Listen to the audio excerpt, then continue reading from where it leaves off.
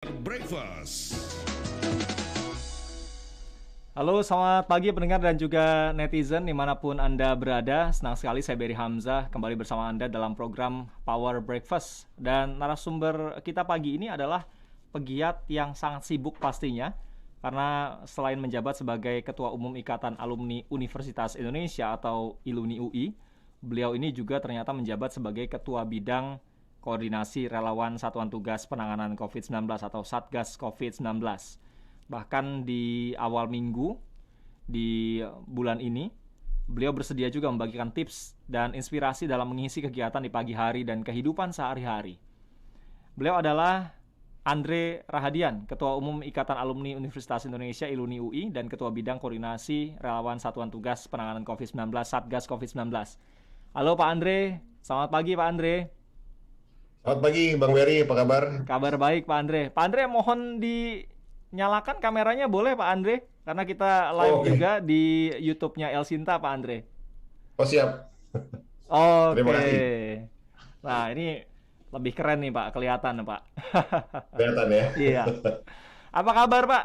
Sehat-sehat selalu Pak ya? Alhamdulillah sehat-sehat. Iya. Pak, biasanya di Senin pagi kegiatan apa yang dilakukan Pak Andre? Senin pagi tergantung ya. Cuma sekarang sejak 1,5 tahun selama pandemi ini kita banyak memang kerja dari rumah juga. Kecuali kalau harus hadir untuk Satgas. Nah itu baru biasanya offline. Karena kantor kita kan masih harus online juga kalau kerja di kantor. Iya. Biasanya apa? Kalau Jadi di pagi-pagi mengawali hari, kegiatan yang paling awal dilakukan apa Pak setelah bangun tidur Pak? Sarapan dulu atau olahraga Pak Andre? saya Senin cek email dulu biasanya. Oh gitu, langsung kerja malah ya? Langsung kerja. Ini produktif Karena sekali Pak. schedule olahraga saya hari Selasa biasanya. Oh gitu. Masih sempat Pak Ya, olahraga meskipun seminggu sekali? enggak, biasanya weekend, Sabtu, Minggu, habis itu Selasa. Mm-mm. Kalau nggak ada rapat, biasanya diusahain seminggu 3 kali lah olahraga. Iya. Habis itu juga sisanya karena biasanya udah ada komitmen pagi-pagi, hari Selasa itu jam 10 udah ada rapat mingguan Mm-mm. Satgas. Habis itu juga Senin biasanya saya usahakan buat kerjaan kantor karena harus bagi-bagi tugas kan. Mm-mm. Kalau Rabu itu biasanya siang udah mulai kegiatan Iluni, Kamis Jumat tergantung kadang kantor kadang Satgas. Oh, tergantung nanti penugasannya bagaimana gitu ya. Kalau ada waktu lebih Betul. fleksibel, dua-duanya biasanya Ya dan kerjakan juga. karena online jadi lebih gampang ya sekarang ya karena Mm-mm. banyak yang bisa dilakukan tanpa harus pindah tempat. Mm. Tapi Pak, sebagai seorang koordinator relawan ya di Satgas Penanganan COVID-19, masih punya waktu luang Pak. Apalagi kan tempo hari ya kasusnya kan sempat tinggi-tingginya Juni, Juli sampai di Agustus itu masih tinggi. Masih punya waktu untuk bersantai bersama keluarga atau menghabiskan waktu untuk me time biasanya Pak Andre. Ya pinter-pinter ngaturnya aja Mas Berry. Jadi kita kan sekarang eh, dengan kegiatan yang selama online ini ternyata kegiatan kita lebih padat ya. Mm-mm. Jadi eh, bisa mulai dari pagi jam 8 itu paling nggak udah mulai ada Zoom meeting Mm-mm. atau harus deadline untuk kirim kerjaan. Juga biasanya kalau jam 9 kadang pagi ada diskusi dari Iluni UI, kegiatan-kegiatan kita yang pagi hari agar coverage-nya bisa masuk siang, plus Satgas gitu ya. Jadi memang curi-curi waktu lah kalau buat Mm-mm. istirahat. Nah, me time saya juga kebetulan nggak terlalu, bukan tipe yang mengharuskan ada me time juga gitu, karena Oh. bisa diatur lah kapanpun gitu. Ini berarti 1 kali 24 jam, 7 hari dalam seminggu produktif terus nih Pak Andre ya. Insya Allah. Oh, luar biasa. Ini harus dicontoh nih untuk anak-anak muda ataupun mendengar El Sinta ya. Jadi waktunya nggak terbuang percuma. Nah Pak, ngomongin soal pandemi. Ada yang berubah nggak sih Ya, Pak kegiatan ya, terutama di pagi hari atau harus ada penyesuaian yang dilakukan karena kondisi pandemi ini? Selain tadi ya, segala sesuatunya harus dilakukan secara online, Pak. ya. Sebenarnya waktu jadi lebih ada ya, karena kalau dulu saya biasanya habit gitu ya, pagi udah ada di kantor jam 8, jadi biasanya jam 7 udah berangkat. Hmm. Sejak pandemi ini karena kegiatan bisa online, pagi masih sempat olahraga dulu, setengah 7 masih sempat olahraga. Hmm. Jadi pagi mulai tetap pagi, tapi persiapannya berkurang waktu persiapannya. Biasanya kan traffic Jakarta ke kantor tuh sejam, kemana-mana Ya, sejam. Selama pandemi sempat menurun jauh, tapi sekarang sebulan belakangan ini udah balik lagi seperti normal kelihatan di Jakarta. Udah ya, macet lagi, jadi udah kalau macet lagi. rapat pagi ya harus alokasi waktu sejam juga lagi sebelum berangkat ke Hmm. tempat lokasi kegiatan. Hmm. Kalau pagi mulai rapat jam 8, berarti jam 7 atau setengah 7 sudah mulai keluar dari rumah berarti Pak ya? Iya, kalau sebulan terakhir ini ya, Hmm. karena udah macet lagi. Sebelumnya sih masih bisa setengah jam lah kalau ke kantor. Biasanya rapatnya kan di BNPB yang pagi. Hmm. Atau kita Satgas Relawan itu di The Media di Jalan Gunung Sahari. Hmm. Jadi semuanya di daerah pusat, jadi ya perlu waktu lah. Iya, apalagi kalau ngomongin tentang traffic di Jakarta ya. Sekarang kondisinya sudah Betul, mendekati betul. normal. Masih sempat Ya, sarapan nggak sih Pak kalau pagi-pagi Pak sebelum mengawali aktivitas keluar rumah gitu Pak? sejak setahun sejak pandemi saya menghindari sarapan dulu, paling nggak kopi lah, karena berat badan naiknya jauh nih ternyata. Selama pandemi problem banyak orang karena makan, Mm-mm. kegiatan juga banyak di apa secara online, dan mungkin karena apa banyak juga orang yang mulai bisnis UMKM makanan ini, jadi order istri pesan makanan atau dikirimin orang. Jadi itu problem saya. Jadi pagi saya usahakan nggak makan dulu sampai jam 10, jam 11 lah, baru minum kopi, habis itu Oh, makan siang. oke. Kadang berhasil, kadang gagal. Ada menu khusus Pak yang biasanya digemari kalau pagi-pagi atau mau sarapan jam 10 lah karena sekarang kan biasanya sudah mulai berubah. Ya, ya. Saya sih makannya agak yang berat, jadi kalau nggak nasi ya Mm-mm. lontong atau apa soto yang kayak gitu Mm-mm. pagi. Jadi makanya suka bahaya kalau sering-sering tiap hari makan pagi. Sebisa mungkin dikurangin. Karena saya suka suka makan berat buat pagi. Heeh. Nah ini sekarang hari Senin berarti masih di rumah Pak? Karena ada Zoom dengan Ya, Elsinta ya, pagi ini. masih di rumah. Hmm. Baru nanti start berkegiatan setelah dengan Elsinta keluar rumah berkegiatan seperti biasa ya. Ya, Hmm. Biasa sarapan informasi juga nggak sih Pak? Misalkan baca-baca berita atau baca koran, melihat TV atau mendengarkan radio gitu Pak? iya, kalau pagi saya tuh masih baca koran ya. Jadi kalau masih belum bisa semuanya online. Jadi Hmm. pagi saya selalu baca 2 koran paling nggak. Oh. Habis itu radio selama di jalan. Hmm, hmm, hmm. Itu saja mungkin sumber-sumber informasi selain kalau media-media online, media sosial. Ini saya lihat di Instagramnya juga lumayan rajin nih Pak. Iya, iya, betul. Ini juga sekarang kebetulan kebetulan saya lagi di luar negeri, nggak di Jakarta. Jadi Hmm. eh, lagi ada acara wisuda anak saya. Jadi ya untungnya kan sekarang waktu tempat nggak jadi masalah gitu ya. Ya. Kita tetap bisa aktivitas. Hmm, hmm. Kalau media online sih udah pasti ya. Dan eh, belum lagi media atau berita-berita yang di forward di WA group. Nah itu juga menyita waktu. Jadi tapi sebisa mungkin saya referensi koran itu tetap harus Hmm. Oke. pagi. Nah, Pak, mengenai jabatan Bapak sekarang ya, sebagai Ketua Umum Ya, Ikatan Alumni Universitas Indonesia, ILUNI UI, ya. bisa diceritakan Pak, prosesnya Bapak bisa terpilih bagaimana? Karena dari catatan kami ya, ini kan prosesnya saat itu lawan yang Bapak hadapi adalah yang menjabat juga sebagai pejabat negara, Pak. Iya, betul. Jadi memang itu di 2019 kemarin ya Mm-mm. pemilihannya. Karena sebelumnya saya juga menjabat sebagai sekjen. Kenapa saya mau maju? Karena waktu itu sampai deadline terakhir belum ada calon. Oh. Jadi akhirnya saya bilang ya udahlah, tanggung jawab saya maju, juga diminta sama eh, teman-teman dan juga ketua umum pada saat itu Mas Arief, harus ada calon nih, jangan sampai nggak banyak gitu. Setelah saya mencalonkan, baru di akhir ada nama-nama lain yang masuk.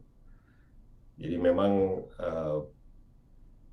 karena apa ya, bukan nggak disengaja juga, memang sudah niat dulu mau maju, baru melihat lawan-lawannya yang lain, calon-calon lain, ternyata banyak juga gitu. Tapi mau mundur udah kepalang ya, udah juga dapat dukungan dari teman-teman, dan saya kayak nggak mungkin mundur pada saat itu. Jadi Maju terus jadinya. jalanin aja terus. Hah? Maju terus akhirnya ya. Maju terus akhirnya. Tapi kalau menurut Pak Andre, kenapa sih sebetulnya posisi sebagai ketua Ikatan Alumni Universitas Indonesia ini mau diperebutkan, Pak? Ini kan salah satu yang bergengsi juga ya, kalau bisa dibilang demikian, Pak. Kalau menurut Pak Andre kenapa demikian, Pak? Karena memang Ikatan Alumni pada saat itu dan juga sekarang sangat relevan ya, masih bahwa kita sebagai unsur masyarakat sipil punya posisi tawar yang cukup penting, baik buat alma mater dan juga paling penting adalah untuk sesama alumni. Dan Universitas Indonesia karena ada di Jakarta, salah satu universitas tertua dan paling besar, alumninya paling banyak, ada di mana-mana. Jadi memang cakupannya cukup sangat luas gitu ya. Dengan cakupan yang sangat luas ini, persepsi orang bahwa jadi menarik gitu untuk diperebutkan. Padahal sebenarnya kalau kita lihat fungsi dari kegiatan Ikatan Alumni memang ada 3. Pertama ya pasti untuk meningkatkan engagement dari alumni, menyatukan, meningkatkan keguyupan. Kedua, kita membantu alma mater ya, baik dalam hal ide, gagasan maupun juga kegiatan-kegiatan yang banyak digunakan untuk membantu majunya alma mater seperti peringkat dan yang lain. Dan yang ketiga ini yang jadi banyak incaran orang, karena kita memberikan masukan juga ke pemerintah. Jadi baik dalam bentuk ide, saran, kritik kadang, dan juga banyak kegiatan kita yang seperti diskusi yang membahas topik-topik yang hangat lah gitu, yang sekarang juga bisa mempengaruhi polisi pemerintah. Jadi kenapa itu Iluni UI sebagai Ikatan Alumni pada saat pemilihan biasanya selalu ramai dan dianggap mempunyai pengaruh yang cukup signifikan.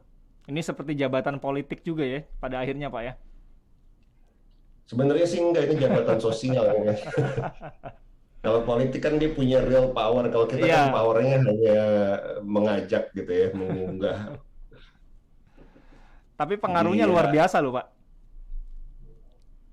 Ya alhamdulillah, karena posisi kita juga itu kan harus dijaga ya, posisi kita, karena alumni kita ada yang dari paling kiri, paling kanan, di pemerintahan, juga yang mengkritisi pemerintah, lengkap lah semua. Jadi ini yang harus di-manage sebagai Ketua Umum Iluni UI, dan sebagai Iluni, sebagai organisasi ini kita mesti mengcover semuanya. Ini yang jadi biasanya daya tarik orang dianggap bisa dibawa ke kiri atau ke kanan sebagai kendaraan. Padahal seharusnya kan kita mengcover seluruh alumni yang ada gitu. Karena kita merepresentasikan alumni. Oke. Pak Andre, kita jeda dulu. Nanti kita akan lanjutkan lagi perbincangannya setelah yang berikut ini. Jeda kurang lebih sekitar 1 menit. Dan untuk Anda pendengar serta netizen yang ingin berbincang langsung dengan Pak Andre Rahadian, beliau adalah Ketua Umum Ikatan Alumni Universitas Indonesia, Iluni UI, yang juga Ketua Bidang Koordinasi Relawan Satuan Tugas Penanganan COVID-19, Silakan bagi yang mau bertanya via telepon di 0215869000, SMS WA 0811806543, atau netizen yang menyaksikan live streaming di media sosialnya Alsinta, silakan bisa layangkan komentar atau pertanyaan di kolom komentar.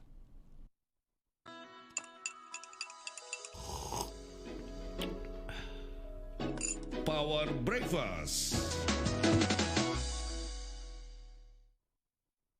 Rin, Ya? kamu sudah tahu Apa, Mbak? mau ke rumah sakit mana untuk pemeriksaan dan tindakan jantungmu? Ah, gampang lah, Mbak. Paling aku cari yang di luar negeri aja. Hus, milih rumah sakit jangan cuma berdasarkan dalam atau luar negeri Jadi? Baiknya kita milih rumah sakit yang tepat. Rumah sakit yang punya peralatan lengkap, yang didukung oleh dokter dan tim medis handal, Ya. dan punya tingkat kesuksesan tinggi. Emang ada rumah sakit semacam itu di Indonesia? Ada dong, ya Primaya Hospital. Primaya Hospital memang pilihan tepat bagi jantung Anda. Memiliki pusat pelayanan jantung dan pembuluh darah dengan dokter dan tim medis sendiri yang handal, yang didukung oleh peralatan lengkap dan terkini. Tingkat kesuksesan tindakan jantungnya juga mencapai 99%. Jadi, segera ke Primaya Hospital atau kunjungi www.primayahospital.com untuk info lebih lanjut. Nah Rin, sudah tahu kan untuk jantung baiknya pilih yang mana? Pilih yang tepat. Pilih Primaya. Primaya Hospital, here for you.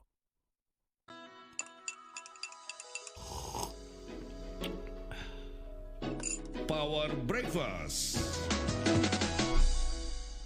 Selamat pagi untuk Anda netizen dan juga pendengar yang baru saja bergabung bersama kami dalam program Power Breakfast. Pagi ini tamu Power Breakfast adalah Ketua Umum Ikatan Alumni Universitas Indonesia, ILUNI UI, yang juga menjabat sebagai Ketua Bidang Koordinasi Relawan Satgas Penanganan COVID-19, Pak Andre Rahadian. Nanti kita akan juga berbincang tentang tugas-tugas yang dijalani oleh Pak Andre ya, selaku Ketua Bidang Koordinasi Relawan Satgas Penanganan COVID-19. Nah Pak Andre, bisa diceritakan juga Pak, seperti apa sih sebetulnya peran dan juga kewenangan dari Ketua ILUNI UI Pak yang dijabat oleh Pak Andre saat ini? Ya, jadi ILUNI UI secara organisasi itu memang menaungi seluruh alumni UI dan juga menaungi fakultas-fakultas yang ada di UI. Jadi di tiap fakultas itu ada ikatan alumni sendiri, ada ketua atau ketua umumnya. Mereka secara ex officio menjadi wakil ketua di ILUNI UI. Jadi memang kita menaungi seluruh alumni dengan berbagai macam kegiatan, mulai dari yang santai seperti olahraga, habis itu kegiatan musik dan lain-lain, sampai juga ke kegiatan yang serius seperti kemarin kita melakukan sentra vaksinasi selama 40 hari untuk sekitar 34.000 orang. Jadi kegiatannya sangat variatif, mitra kita juga sangat banyak, dari swasta, pemerintah, LSM, dan biasanya kita juga diminta untuk berpartisipasi atau berperan dalam banyak hal, hot topics lah, karena UI kan fakultasnya salah satu yang paling lengkap lah, dari rumpun kesehatan, kita punya rumpun sosial sampai rumpun sains dan rumpun sains, ilmu pengetahuan alam. Jadi teknik dan sains, maksud saya. Jadi semua isu sebenarnya bisa jadi topik dan bisa ada peran dari Ikatan Alumni UI di situ. Nah, itu yang biasa kita lakukan sekarang. Kita melihat apa kebutuhan alumni, kebutuhan alma mater kita UI biasanya untuk banyak kegiatan-kegiatan mahasiswa baru, kegiatan wisuda, habis itu juga UMKM UI yang sedang banyak juga startup yang digencarkan sebagai entrepreneur university. Di situ juga banyak peran alumni yang bisa diambil dan kita kerjakan. Nah Pak, dengan kondisi seperti saat ini ya, Ikatan Alumni Universitas Indonesia apakah jadi tempat yang strategis juga, misalkan di dalamnya para alumni ini berbincang tentang isu-isu kekinian tadi ya, dan biasanya kan levelnya kalau sudah ke arah ikatan alumni atau alumni UI menjabat di bidang tertentu itu serius sekali. Tapi ketika di Ikatan Alumni Indonesia, isu publik itu dibahas seperti apa sih Pak? Apakah antar teman saja sehingga menjadi bahan bercandaan, misalkan ada kebijakan-kebijakan atau isu-isu yang mengemuka di tengah masyarakat di Indonesia? Bagaimana Pak Andre sebetulnya? Jadi kita setiap minggu itu selalu membuat yang namanya forum diskusi Salemba. Nah itu kita bahas mulai dari hukum, sosial politik, teknologi. Jadi kayak seperti yang kemarin terakhir itu kita membahas soal kerjasama dengan Singapore Chamber of Commerce soal pengembangan 4.0, dan juga kita membahas kegiatan terkait dengan TWK kemarin KPK yang ya, tadi ya KPK. Dan biasanya itu bukan biasanya, selalu itu dibuat terbuka Zoom dan juga ada di YouTube, di kanal YouTube Iluni UI. Dan biasanya kita buat press release. Dan alhamdulillah coveragenya lumayan banyak gitu ya dari setiap kegiatan-kegiatan kita. Dan juga kalau misalnya alumni kita membuat buku, menulis, atau ada kolom yang perlu kita bahas, ini kita buat agar semua alumni mendapat perspektif yang beragam gitu. Dan ini semua terbuka.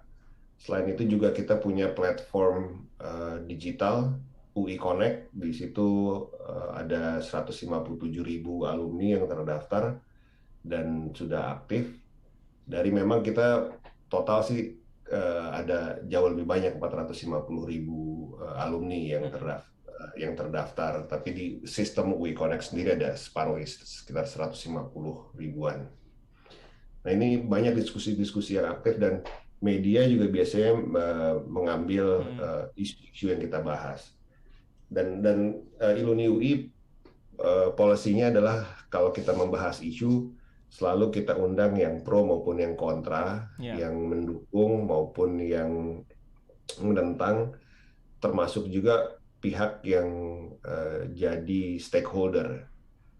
Jadi memang perspektif yang diberikan adalah memberikan perspektif yang lengkap gitu, biar alumni kita bisa mempunyai data atau informasi yang imparsial dari orangnya langsung, dari pihak-pihaknya langsung. Seperti nanti insya Allah minggu ini kita membahas diskusi soal Formula E. Oh ya, yang di DKI Jakarta jadi polemik nih di DPRD dan juga gubernur betul. ya. Jadi di DPRD, jadi kita undang dari teman-teman yang mengajukan gugatan atau interpelasi, dari PSI, juga dari tim ahli gubernur, dan juga pihak independen. Nah itu selalu komposisi yang kita usahakan. Sehingga berimbang semuanya, kemudian kalaupun itu tidak terjadi debat kusir, ada solusi, win-win solution gitu Pak ya? Solusi sebisa mungkin iya, atau paling tidak kita memberikan rekomendasi lah dari situ. Jadi biasanya setelah itu kita buat ada brief, policy brief yang kita sampaikan ke stakeholder, seharusnya bagaimana, atau apa yang bisa diperbaiki atau yang kurang, atau apa yang sudah baik dan direkomendasikan untuk dijalankan. Nah itu biasanya selalu policy kita begitu diskusinya. Yang kedepannya akan dilakukan oleh Iluni UI apa Pak di masa kepemimpinan Pak Andre ini? Ada program-program yang memang jadi program utama harus segera dijalankan begitu? Selalu central point kita adalah untuk pengembangan dan jaringan dari alumni UI. Kita ada 7 center yang mengcover banyak kegiatan dan interest dari alumni UI. Dan di tahun ketiga kepengurusan ini konsepnya adalah hasil temu. Jadi setelah sebelumnya ada titik temu, habis itu sinergi tahun kemarin, di mana kita mengundang banyak mitra Dan sekarang kita mengharapkan adanya hasil temu dengan konsep yang cukup besar sih sebenarnya nih Mas. Ya. Jadi kita mengharapkan ada program atau gerakan yang kita sebut kohesi nasional, ya, kohesi sosial, dengan pertimbangan bahwa pandemi ini membuat disparitas yang cukup tinggi gitu ya. Kalau kita lihat kan yang punya uang makin banyak uangnya, yang miskin makin terjepit. Nah ini itu disparitas yang makin tinggi. Itu hasil riset dan dari badan-badan internasional maupun nasional juga menyatakan hal itu. Kedua, dari pemilihan presiden maupun pilkada itu kita lihat bahwa polarisasi makin kuat gitu ya. Dan ini yang menyebabkan Iluni UI mempunyai konsep hasil temu yang berorientasi pada terbangunnya kohesi sosial. Jadi kita mencoba menyatukan lagi alumni-alumni yang terpisah, dan mudah-mudahan kalau misalnya ini berhasil, gerakan nasional lah kita balik lagi saling tolong menolong. Kan sebenarnya dari pandemi ini banyak sekali ya sisi positifnya ya. Orang mulai bangkit saling menolong tetangga kayak di Jawa Tengah, habis itu di Jawa Barat, di luar di Kalimantan kita lihat bahwa gerakan-gerakan untuk gerakan kerelawanan, gerakan saling bantu, saling support gitu ya, gotong royong ini muncul lagi ya karena pandemi Pak. Gotong royong, dan kita hasil dari World Giving Index kita nomor 1 kemarin selama pandemi. Iya, betul. Ya, jadi diakui juga secara internasional memang konsep gotong royong di Indonesia ini teraplikasi pada saat pandemi ini. Ya. Jadi itu konsep besar kita selama setahun ke depan. Menyatukan yang sebelumnya berbeda, masuk kita bisa selalu ikut bareng nih. Amin, mudah-mudahan Pak. Jadi kalau ada perbedaan di luar, ketika masuk ke Iluni UI kita bersatu kembali, tapi endingnya adalah demi Indonesia nanti ujungnya, begitu Pak ya. Amin, harusnya begitu insya Allah. Baik, saya mau bacain komentar yang masuk nih Pak. Ada Pak Tahyari, selamat pagi untuk Pak Andre, Ketua Ikatan Alumni UI. Semoga tambah sukses dan sehat selalu Pak dalam menjalankan tugas baik di Iluni UI dan juga Satgas COVID-19. Pak Tahyari ini bangga Pak punya anak yang kebetulan sedang studi juga Pak di Fakultas Hukum Universitas Indonesia semester 3. Mudah-mudahan Pak Andre bisa menjaga dan juga memberi masukan ke marwah UI ya, dan bisa memperhatikan para lulusan dan juga alumni lainnya yang junior-junior ini. Pak Andre, silakan Pak, bisa ditanggapi. Ya, ini memang kita punya 2 center di Iluni UI yang khusus membantu atau meningkatkan partisipasi dari alumni muda. Jadi dengan program Kampus Merdeka atau Merdeka Belajar ini kita menyiapkan tempat-tempat magang bagi mahasiswa tingkat akhir ya, dan juga alumni-alumni muda. Dan di hampir semua center kita punya kegiatan yang menyasar mahasiswa tingkat akhir dan alumni muda untuk bisa transisi dari kegiatan kampus ke pasca kampus. Mulai magang, mulai dari diskusi menyiapkan soft skill gitu ya, karena UI secara hard skill diakui secara nasional, dan peran Iluni UI adalah membantu meningkatkan soft skill dan jaringan agar pada saat mereka keluar, pada saat mereka lulus itu ada satu ekosistem yang bisa mendukung karir mereka selanjutnya, baik mereka mau di swasta, di pemerintahan, di LSM. Ini yang kita bangun. Dan mudah-mudahan harapan Pak Tahyari, apalagi ini satu fakultas anaknya sama saya. Wah, pas banget nih. Sama Fakultas Hukum, dan Fakultas Hukum ikatan alumninya sangat aktif sebenarnya, jauh udah lama juga, banyak sekali kegiatan, termasuk juga persiapan pasca kampusnya. Jadi ada Career Day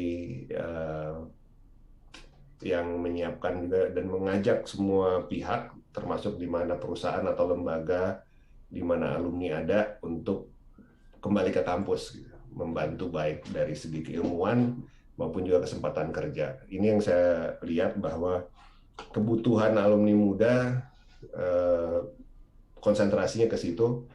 Kita bersama dengan ada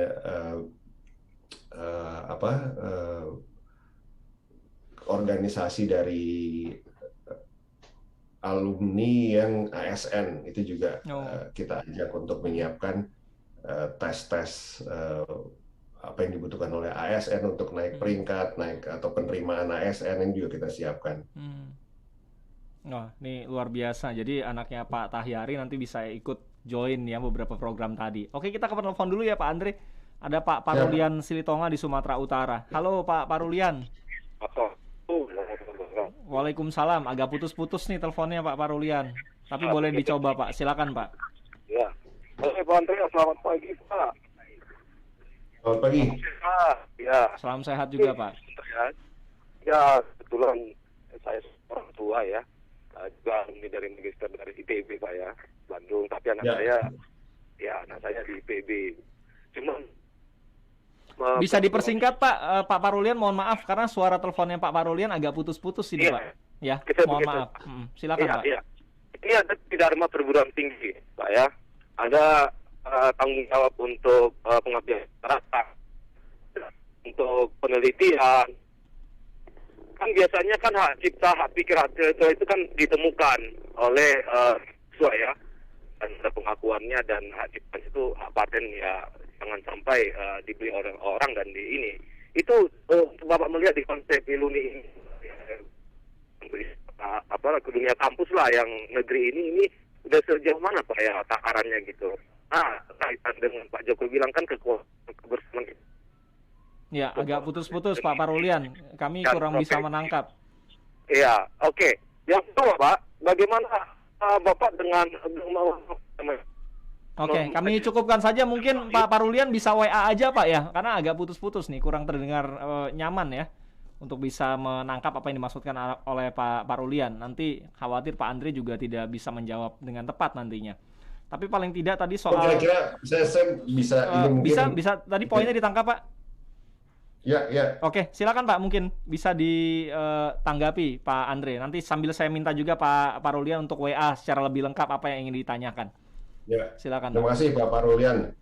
Jadi memang universitas itu juga sumber dari bukan hanya di UI tapi juga di universitas lain di Indonesia dan juga secara internasional adalah sumber dari ilmu pengetahuan, paten, hak cipta dan yang lain-lain. Banyak terobosan yang dimulai dari universitas, dan Universitas Indonesia juga bekerja sama dengan Iluni UI sebagai ikatan alumni baik di level fakultas maupun di universitas. Ini memang sedang mengembangkan kegiatan yang terkait dengan hilirisasi apa yang sudah jadi temuan atau hak cipta atau paten dari inovasi atau invensi yang dilakukan di universitas gitu. Jadi memang kan sebagai research university banyak sekali temuan-temuan, apalagi di masa COVID ini ya, baik secara teknologi, secara medis yang di risetnya dilakukan di universitas. Ini yang sedang kita terus programkan, dan hampir di semua universitas juga melakukan hal yang sama. Inovasi-inovasi ini didaftarkan dan universitas mendapatkan benefit, serta penciptanya juga diakui gitu.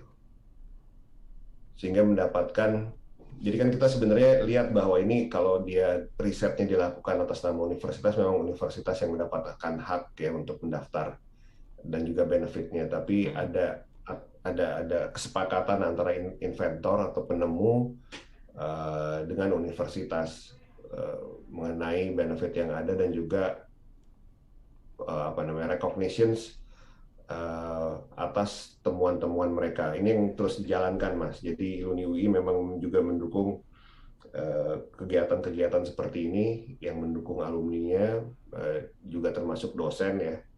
Biasanya kan kalau di universitas yang melakukan riset itu baik dosen maupun juga mahasiswa pasca sarjana biasanya, atau kalau sarjana juga pasti didukung oleh infrastruktur kampus. Nah ini yang juga kalau kita nanti bahas statuta, ini juga jadi satu bahasan baru bahwa researcher, periset itu bisa mendapatkan posisi di universitas.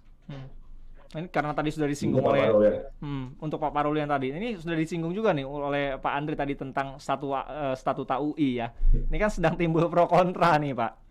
Bagaimana Pak penjelasannya mungkin dari Iluni UI, sikapnya seperti apa sebetulnya posisi Iluni UI ini dalam kontroversi atau pro kontra statuta UI?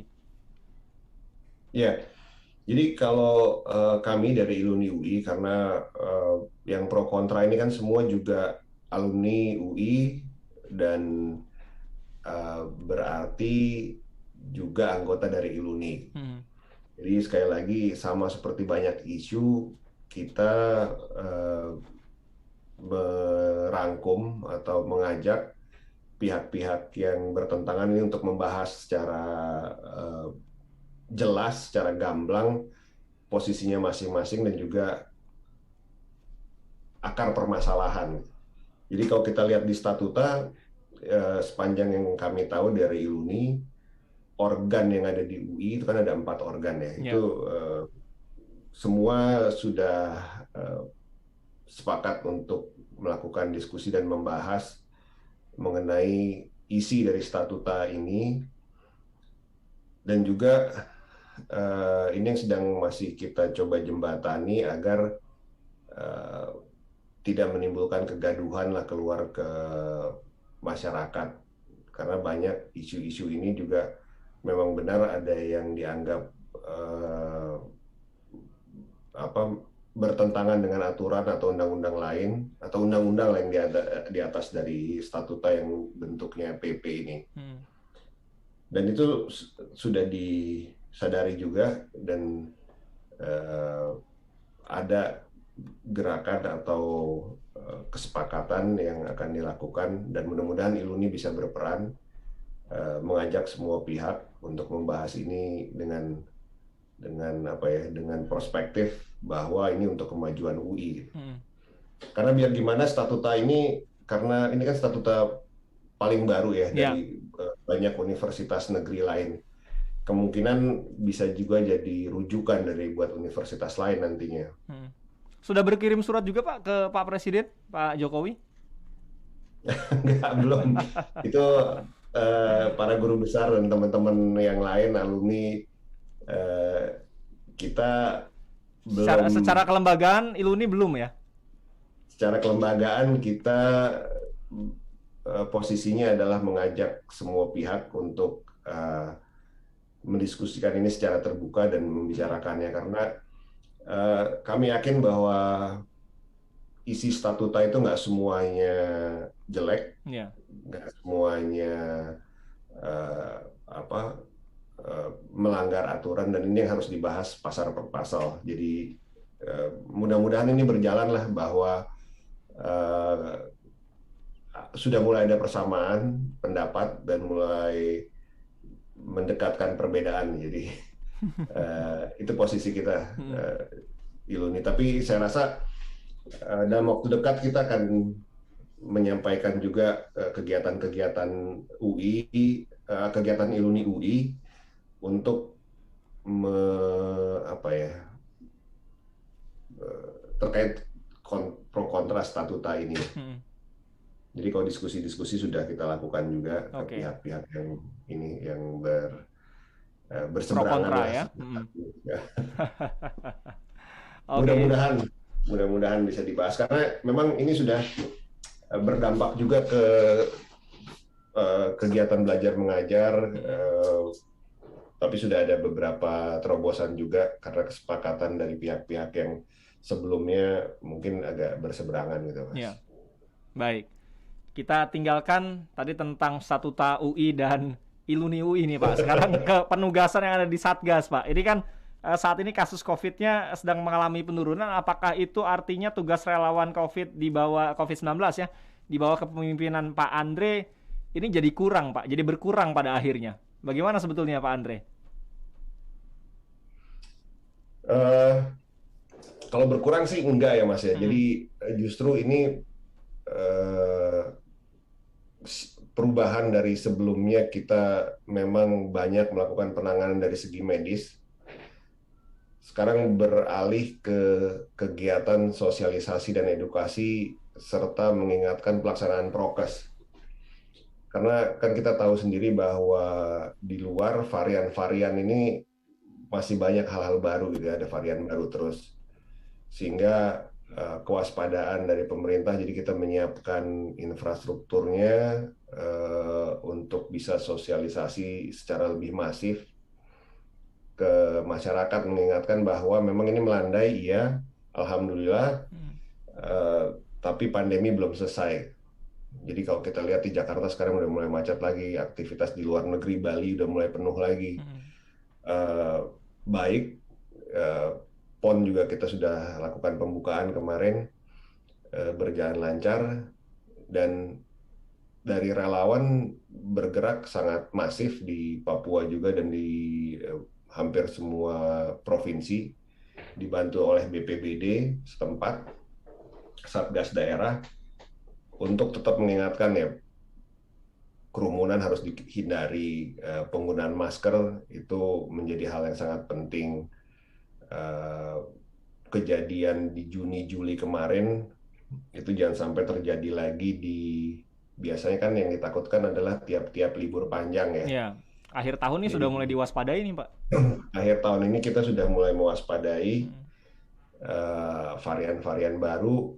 Jadi kalau alhamdulillah belum masuk ke Indonesia, pintu-pintu masuknya ini diperketat gitu ya. Jadi kan kita masih mengharuskan karantina. Habis itu sekarang pengetesan untuk orang yang datang dari luar negeri dilakukan langsung di airport, dan hanya ditunjuk 2 pintu masuk airport internasional ya.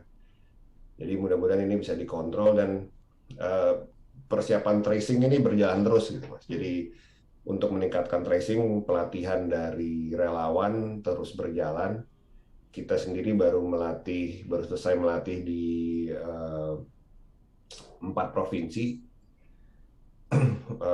yang alhamdulillah juga sudah turun, agar jejaring relawan ini, penggalangan relawan tetap berlangsung. Sampai sekarang masih Pak ya? Penjaringan relawan masih berjalan ya?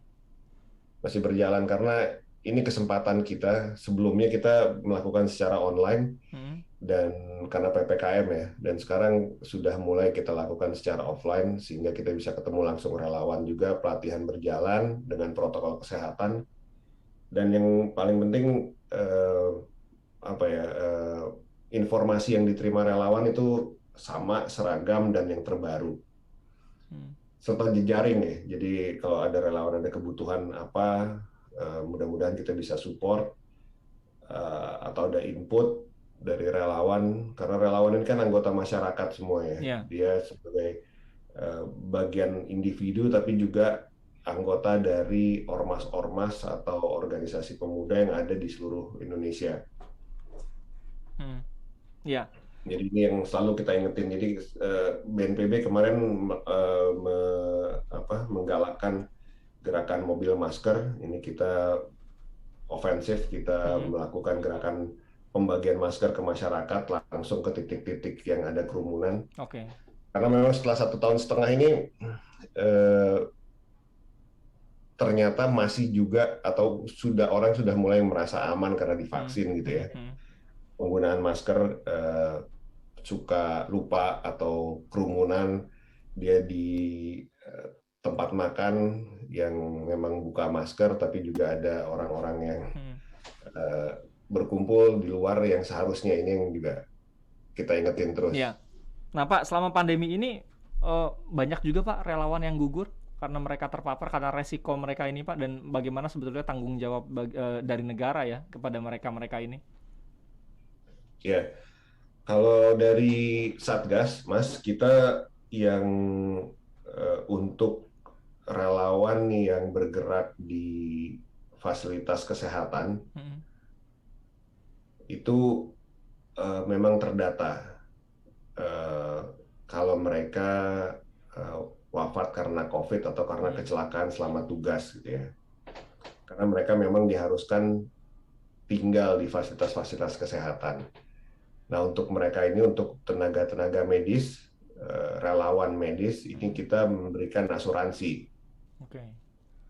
Kemarin kita dibantu oleh salah satu perusahaan asuransi. Kok ini boleh sebut nama nggak sih? Ya, jadi dari asuransi kita dapat bantuan untuk jam sostek kesehatan gitu. Jadi tenaga kerjanya. Jadi kalau ada kecelakaan kerja, mereka mendapat bantuan ya, di cover begitu ya. Ya, di cover, betul. Oke, baik. Itu bentuk perhatian dari negara, dari Satgas. Pak, suka dukanya Pak selama pandemi ini apa Pak? Selama menjabat sebagai koordinator relawan Pak? Ya pasti saya sih ngeliat lebih banyak sukanya. Karena yang ngelihat semangat dari para relawan ini, tiap hari sampai sekarang, tiap minggu tuh ada 300 sampai 400 data relawan baru yang masuk. Oh, antusiasmenya begitu besar ya? Antusiasmenya besar. Untuk bisa membantu gitu, dan untuk bisa tergabung dalam jejaring relawan nasional. Dukanya ya sudah pasti kalau misalnya ada teman-teman, ada teman-teman yang wafat gitu Pak ya? Ya, itu kita udah berapa kali juga menghadapi langsung. Kita Zoom dengan keluarga gitu ya. Dan tim dari penanganan kesehatan kita bergerak. Karena di Satgas ini kan juga ada 5 bidang. Jadi selain tim pakar, ada bidang komunikasi publik, perubahan perilaku, kami dari relawan, dan juga bidang penanganan kesehatan, perubahan perilaku, relawan, tim pakar. Ya, nah ini semua bergerak, jadi yang membuat konten dari komunikasi publiknya berjalan. Ya mudah-mudahan ini tetap menjaga semangat lah. Amin. Walaupun udah 1,5 tahun dan sekarang kondisi lagi melandai, kita justru ini jangan lengah ya. Betul, lagi aktif-aktifnya melakukan sosialisasi agar kita jangan lengah, karena varian baru ada terus gitu Mas. Baik. Pak Andre, terima kasih untuk waktunya Pak. Sudah bersama El Sinta dalam Power Breakfast. Mudah-mudahan sehat terus Pak Andre, diberikan kelancaran juga dalam berbagai aktivitas ya, kerelawanan, termasuk juga sebagai Ketua Umum Ikatan Alumni Universitas Indonesia. Terima kasih Pak Andre sekali lagi Pak. Semua pemirsa. Ya, selamat pagi Pak. Selamat pagi semua, sehat-sehat selalu. Amin, terima kasih. Terima kasih. Demikian tadi pendengar Power Breakfast bersama Ketua Umum Ikatan Alumni Universitas Indonesia yang juga Ketua Bidang Koordinasi Relawan Satgas Penanganan COVID-19, Andre Rahadian. Terima kasih untuk Anda pendengar yang sudah menyampaikan komentar via SMS WA dan juga via telepon, tapi mohon maaf tidak bisa kami udarakan semuanya. Kita jumpa lagi dalam Power Breakfast di episode selanjutnya. Saya Beri Hamzah, sampai jumpa.